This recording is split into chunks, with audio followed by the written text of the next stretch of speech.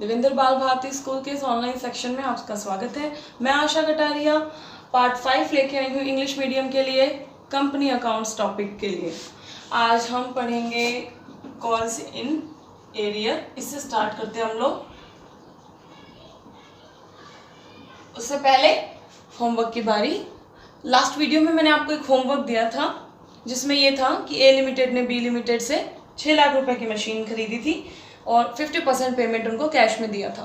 तो उस क्वेश्चन का आंसर आएगा 25,000 शेयर्स कि 25,000 शेयर्स हैं वो इशू करेंगे। तो इक्विटी शेयर कैपिटल में आ जाएगा 25,000 multiply by 10 is equal to 2,50,000 और सिक्योरिटी प्रीमियम को 2 से मल्टीप्लाई करेंगे तो आएगा 50,000। इस तरीके से उनकी पेमेंट हो जाएगी। अब आगे बढ़ते हैं हम लोग कॉल्स इन एरियर की तरफ। कॉल्स इन एरियर क्या होता है? मैंने आपको लास्ट वीडियो में एक छोटा सा इसकी डेफिनेशन बताई थी आपको।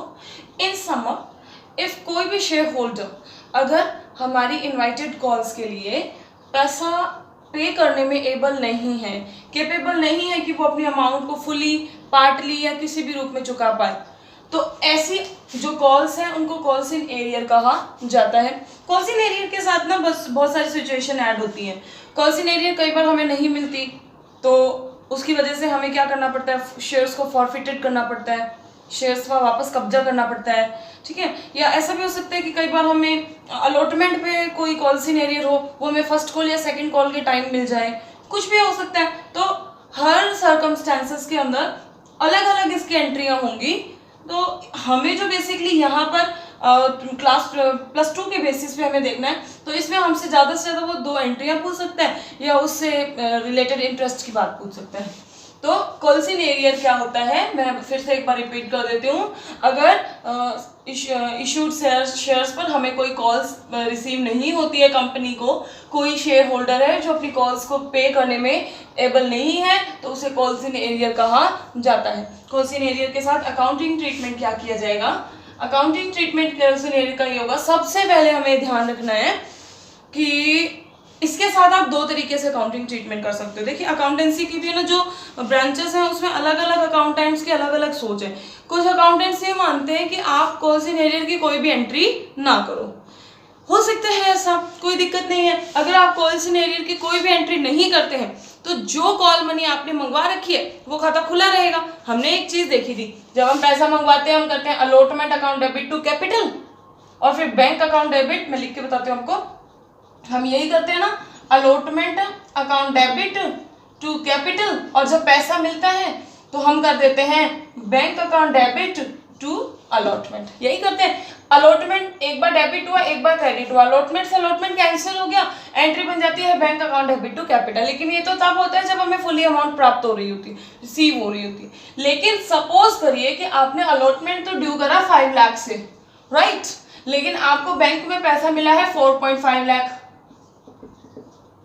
इसका मतलब कि देखिए, कैपिटल रिक्वायर कर रही है 5 लाख, अलॉटमेंट का खाता खुला तो 5 लाख से था लेकिन बंद ओनली 4,50,000 से हुआ, तो यानी ये खाता अभी भी 50,000 रुपए से खुला हुआ है। तो अगर हम कोई भी एंट्री नहीं करते हैं तो जो कॉल्स इन एरियर है हमारा, ये अकाउंट है, इसकी जो फर्स्ट मेथड है कि no entry will be made, तो जो हमारा ये अलॉटमेंट अकाउंट है ये अभी भी खुला रहेगा 50,000 से, जब तक हमें ये पैसा नहीं मिलता। और जैसे जैसे हम इसके फाइनेंस अकाउंट बनाएंगे तो हम खुले हुए अकाउंट्स को आगे बैलेंसेस के रूप में शो करते हैं, तो ये वहां पे एडजस्ट हो जाएगा, कॉल्स इन एरियर है वो लिखा जाएगा, तो ये खाता खुला रहेगा। तो अगर फर्स्ट मेथड के अकॉर्डिंग लिखें, व्हेन नो एंट्री मेड,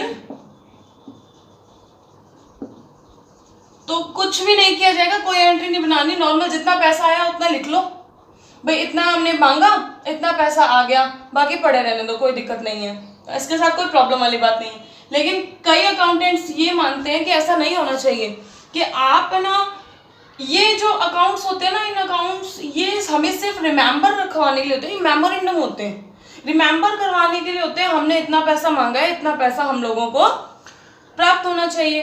तो ये अकाउंट का अगर हम लोग है ना इस तरीके से अगर हम लोग बैलेंसेस रखने लगे तो पूरी बैलेंस शीट ही भर जाएगी, अलॉटमेंट की, फर्स्ट कॉल की, सेकंड कॉल की, फाइनल कॉल की मान लीजिए, तो ये पूरी बैलेंस शीट ही भरने लग जाएंगी।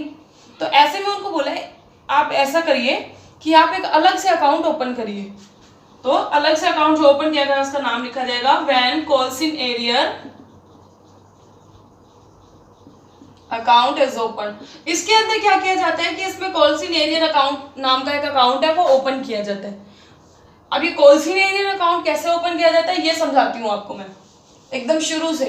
सपोज कीजिए कोई भी एक एग्जांपल से, मान लीजिए कि सबसे पहले हमने अलॉटमेंट ड्यू करा, हम एंट्री करेंगे equity share allotment account debit to equity share capital account. हमने 5 लाख रुपए से अलॉटमेंट मंगाया, अब पैसा मिलना है। What would be bank account debit to equity share allotment, ऐसा होना चाहिए। लेकिन अगर फर्स्ट एंट्री में नो एंट्री मेड तो हम ऐसा करते हैं। लेकिन अगर हम when calls in arrear account open कर रहे हैं तो एक छोटी सी चीज मैं आप लोगों से 11th की रिकॉल करवाना चाहती हूँ। हमें कोई पैसा नहीं मिल रहा, क्या ये हमारा लॉस है या हमारा बेनिफिट है? यस ऑफ कोर्स लॉस है। All the losses and all the expenses will be debit. तो हमें कॉल्स इन एरियर का खाता डेबिट करना पड़ेगा। तो ये लॉजिक समझ में आया कि हमने कॉल्स इन एरियर को डेबिट क्यों करना है। तो अगर हम सेकंड मेथड यूज करते हैं तो हम बैंक अकाउंट के साथ एक और एंट्री लिखेंगे, bank account debit calls in arrear account debit to equity share allotment account. अब थोड़ा सा लॉजिक देखिए, आने कितने चाहिए पैसा? 5 लाख। जो आया वो बैंक में लिखो और जो नहीं आया वो कॉल्स इन एरियर में लिख दो। तो जो भी हमारी एंट्री देखी जाएगी वो सबसे पहले यही कहेगी हाँ भैया इनके 5 लाख आने, 4.5 लाख आ गए और बाकी 50,000 है, इन्होंने कॉल्स इन एरिया में रख शो कर रहे हैं। अब चाहे पैसा अलॉटमेंट पे ना मिले, फर्स्ट कॉल पे ना मिले, सेकंड कॉल पे ना मिले या मच मोर जितने भी कॉल्स हैं उन पे हमें जो भी पैसा नहीं मिल रहा वो सारा का सारा कॉल्स इन एरियर में हम लोग ट्रांसफर कर देंगे। एक ही खाता बन गया। अब उस एक ही खाते में ये सारी हमें जो अनरिसीव्ड अमाउंट है वो डल गई। और सोचिए हमें सिर्फ कहाँ एक ही खाता बैलेंस शीट में शो करना पड़ेगा और कहाँ हमें कितने सारे ढेर सारे खातों को शो करना पड़ता। तो कई जो अकाउंटेंट है वो कॉल्स इन एरियर अकाउंट को ओपन करना ज्यादा बेटर मानते हैं। ठीक है, तो इसके लिए मैं आपको एक छोटा सा ना आड़ू सा आपको एग्जाम्पल समझाती हूँ। देखिए सपोज कीजिए कि आप है ना क्लास 1 से लेके क्लास 12 तक के आपके जितने भी रिपोर्ट कार्ड हैं उन सब के लिए जो भी आपके डॉक्यूमेंट्स हैं उन सब के लिए अगर आप फाइल लगाते हैं, अगर आप क्लास +1 की अलग रखेंगे, सेकंड की अलग रखेंगे, थर्ड, तो ऐसे करके आपके पास 12 फाइलें हो जाएंगी। यही अगर हम लोग क्या करें वो 12 के 12 इकट्ठे करके एक ही फोल्डर में डाल दें। ठीक है, तो अब हमें संभालना किसको पड़ेगा? ओनली एक फोल्डर को। तो अकाउंटेंट इस वाली जो विधि है इसको ज्यादा बेटर मानते हैं। हाँ अपनी इच्छा अनुसार, वैसे ये भी गलत नहीं है, आप इसे भी यूज कर सकते हो और इसे भी यूज कर सकते हो जो आपको अच्छा लगे। अब ये होता है कि मान लीजिए अगर भविष्य में ये पैसा हमें रिकवर हो जाता है कि मान लो फर्स्ट कॉल या सेकंड कॉल के टाइम में हमें पैसा मिल जाता है, तो जब भी मिलेगा तो अब अगर फर्स्ट मेथड है तो एंट्री नॉर्मल होएगी बैंक अकाउंट, क्योंकि हमने कोई एंट्री करी नहीं थी, पैसा आएगा तो bank account debit to allotment करके लिख देंगे। लेकिन ये तो तब था जब no entry will be made. लेकिन जब हमने सारा का सारा लॉस ही कॉल्स इन एरियर में डाल दिया है तो अब क्या करेंगे?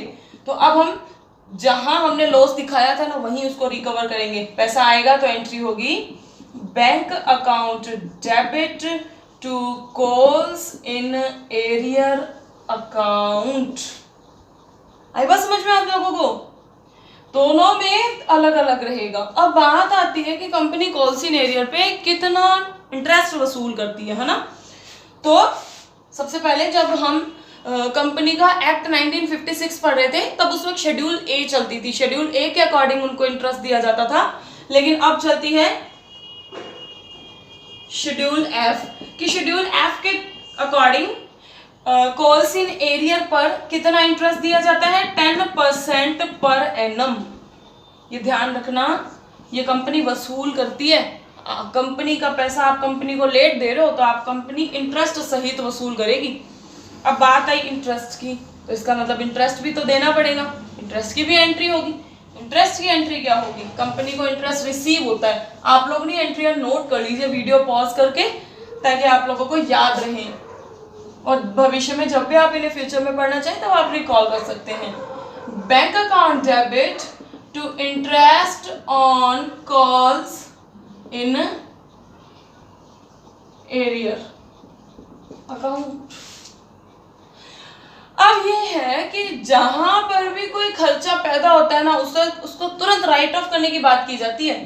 तो हाँ जी, हम भी इसे राइट ऑफ करेंगे, क्योंकि एक जब हमने 11वीं में अकाउंटिंग कंसेप्ट पढ़ी थी तो उसने ये लिखा था कि अगर आपको हानि की जरा सी भी संभावना हो, if there is a less या minimum probability of the losses, तो एक अकाउंटेंट शुड रिकवर, और उसके लिए एक उसको प्रोविजन बनाना बहुत जरूरी है। Accountant should make a provision for this. हम भी इसके लिए एक प्रोविजन बनाएंगे। अब देखिए, पहले ये अकाउंट जो आपका क्रेडिट हो रहा था, अब हम इसका क्या करेंगे, debit. Interest on calls in arrear account debit to PNL account, इसको पीएनएल से हम लोग राइट ऑफ कर लेंगे। तो अगर आपको इंटरेस्ट की एंट्रियां पूछे तो आपको ये 2 एंट्रियां हैं वहां पे लिखनी कंपलसरी है। Bank account debit to interest on calls in arrear account, फिर इसे पीएनएल में ट्रांसफर कर देंगे कि interest on calls in arrear account debit to PNL account. Okay,